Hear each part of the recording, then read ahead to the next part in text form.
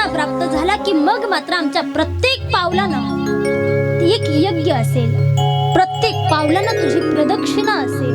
कधी? हे कधी असेल? बोला बोला पुरुष मंडळी, प्रत्येक पावलानं प्रदक्षिणा कधी होईल सांगू? महिला मंडळी सांगू का? प्रत्येक पावलानं प्रदक्षिणा त्यावेळेला होईल जीव ज्यावेळेला परिपक्व होईल. बरोबर की नाही? त्याला ज्यावेळेला परिपक्व अवस्था प्राप्त होईल. आणि म्हणून संत परिपक्व दशेला प्राप्त झालेले होते. संतांची प्रत्येक पाऊल म्हणजे प्रदक्षिणा होती भगवंतासाठी. आणि म्हणून म्हणतात ना, हर सास मेरी पूजा तुम्हारी, हर सास मेरी पूजा तुम्हारी, हर कदम मेरा प्रदक्षिणा तेरा, हर कदम मेरा प्रदक्षिणा तेरा. अगर तू नहीं तो जिक्र के और तू है तो फिक्र के. तो भगवान परमात्मा असेल तर काळजी कशाला करायची? भगवान परमात्मा प्राप्त झाला की मग मात्र आमच्या प्रत्येक पावलानं एक यज्ञ असेल. आज विश्वामित्रजींसोबत धनुष्य यज्ञासाठी निघालेत. आज विश्वामित्रजी मुद्दाम त्या रस्त्यावरनं प्रभू श्रीरामांना घेऊन जातात. कोणत्या?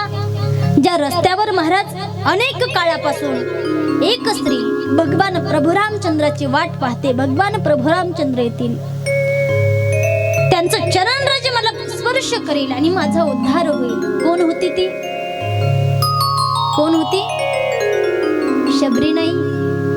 कोण होती? अहिल्या. कोण होती?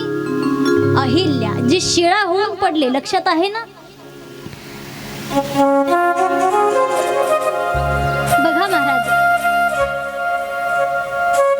पाषाण अवस्था जिला प्राप्त झाली. पाषाण म्हणजे दगड, शिळा म्हणजे दगड. या ठिकाणी एक लक्षात ठेवायचंय, भगवान ज्या वेळेला दगडामध्ये असतात त्यावेळेला जीव त्या भगवान परमात्म्याची भक्ती करून त्या भगवान परमात्म्याला दगडामधून काय करतात? प्रगट करतात. बरोबर? परंतु आज या ठिकाणी विचार करा, भगवान प्रभू रामचंद्र विचार करतायत की आज भक्त त्या ठिकाणी पाषाणामध्ये आहे आणि आता भक्ताला मला पाषाणातून प्रगट करायचं. यावेळेला बारी माझी आहे, मला तिला पाषाणातून प्रगट करायचे. निघालेत प्रभू रामचंद्र. या ठिकाणी एक गोष्ट लक्षात घ्या महाराज, या जगानं त्या अहिल्याला एक स्त्री समजलेलं असेल. लक्ष आहे ना? या जगानं त्या अहिल्याला एक स्त्री